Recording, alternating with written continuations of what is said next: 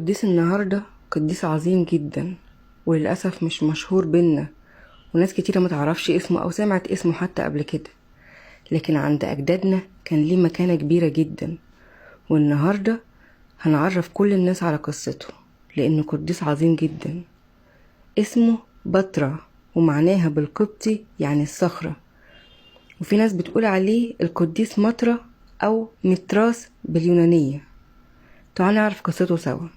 في يوم من الأيام اسكندرية اتزحمت جدا بآلاف من البشر، جم من كل مكان في الأرض عشان يحضروا ويشوفوا الاحتفالات السنوية اللي بتتقام للصنم أبولو، إله الوثنيين بالإسكندرية، اللي كان من اختصاصه إنه يمشي بين الكواكب والنجوم على حد قولهم. واتحط التمثال الكبير قوي ده في ساحة واسعة قدام قصر الملك داكيوس، وكانت الاحتفالات دي بتقعد لمدة شهر كامل كل سنة. كان كل الناس اللي بتيجي تتفرج عليه كانوا بيستغربوا جدا وبيتعجبوا من ضخامة التمثال وقد ايه هو جميل، لانه كان معمول من المرمر البديع، كان مصنوع بطريقة جميلة جدا، وكانت ملامحه دقيقة، وصنعوا ايده من الذهب الخالص.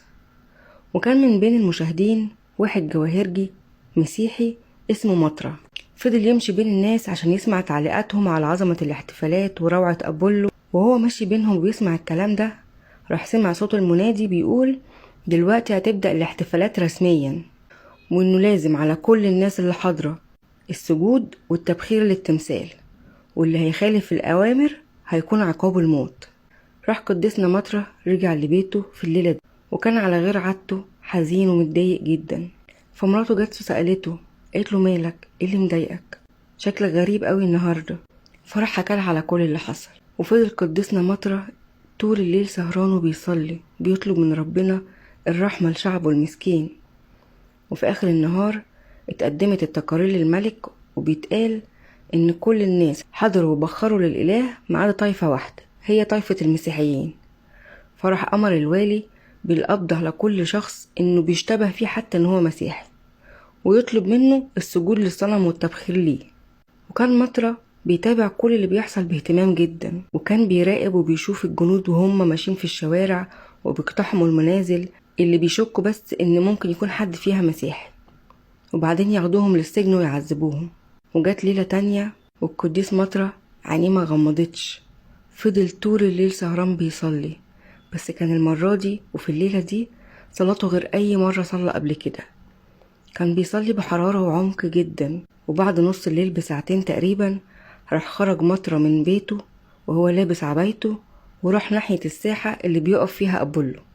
وما كانش في حد هناك غير شوية جنود اللي واقفين المفروض ان هم على حراسة الإله، ولكن لما قرب منهم مطرة لقاهم نايمين نوم عميق جدا. وراح وقف مطرة قدام التمثال وقعد يتأمل ايده اللي مصنوعة من الدهب الخالص، وراح ضربها بآلة كده شبه الساطور، وببساطة كده راح قطعها وراح خباها في عبايته ورجع بيها لبيته وخباها. وقضى بقية الليل كله طول النهار اليوم اللي بعد كده بيسيح الإيد دي وبيحولها لآلاف القطع الذهبية الصغيرة، وراح وزعها على كل الفقراء بتوع الشعب، ودي كانت حاجة من عاداته.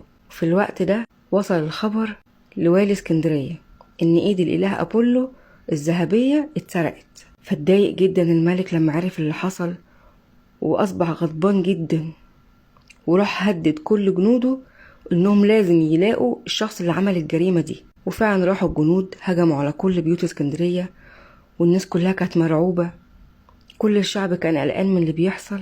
ولما شاف اللي بيحصل ده القديس مطرة راح قدم نفسه للجنود وسلم نفسه، واعترف بان هو اللي قطع ايد الصنم أبولو، وان هو اللي خد ايده الدهب عشان يشبع بيها فقراء شعبه. راح امر قائد الجنود بان هم يحطوا ايده اللي سرقت ايد أبولو في النار لغاية ما ايديه اتحرقت، وايده التانية راحوا قطعوها. وفي اليوم التاني راح قطعوا رجليه الاتنين كده، ولا بقى ليه ايدين ولا رجلين. ومع ذلك مكانش بيبطل صلوات، وكان دايما يشكر ربنا. وبعدها راح امر داكيوس الملك بالحكم على مطرة بالصلب. فجه القائد كده ناحية الملك وقال له عفوا يا جلالة الملك، لكن الراجل ده لا ليه ايدين ولا رجلين، هنصلبه ازاي؟ لكن كلام الملك لا يرد. فراح خرج القائد عشان ينفذ اوامر الملك، جابوا الصليب وراحوا حطوا مطرة فوقيه ودقوا المسامير في كتفه لغاية ما جلده ولحمه اتقطع. وفي اللحظات دي كان مطرة بيعيش صلواته وابتهالاته بفرح شديد جدا، وقبل ما يسلم الروح جه جندي لغاية عنده وراح قطع راسه بحد السيف. أما معجزات القديس مطرة فبيقول لنا السنكسار القبطي إن وقت صلب القديس العظيم ماري مطرة إن راجل أعمى كان واقف وقت العذابات دي، فراح أخد من الدم النازل من القديس وراح حطه على عينيه، فراح أبصر في الحال. وكتب التاريخ بتقول لنا إن جسد القديس مطرة الطاهر اتدفن في دير الزجاج غرب اسكندرية، واللي اتهدم في القرن 11، لكن دلوقتي بعد ما اتبنى تاني مكانه في منية الزجاج غرب اسكندرية. ولفت انتباهي ان في بعض الناس بتروح للكنيسة المرقسية باسكندرية اللي كانت معروفة بالمعلقة على ان هي دير مطرة الأثري اللي كانت فيه راس مبشرنا ماري مرقس العظيم، وده خطأ كبير جدا. فبعد البحث والدراسة والتدقيق نقدر نقول ان موقع الدير حاليا بمقابر الورديان الأثرية بمنطقة المتراس، نسبة إلى القديس مطرة اللي هو اسمه باليوناني متراس. وكان مقر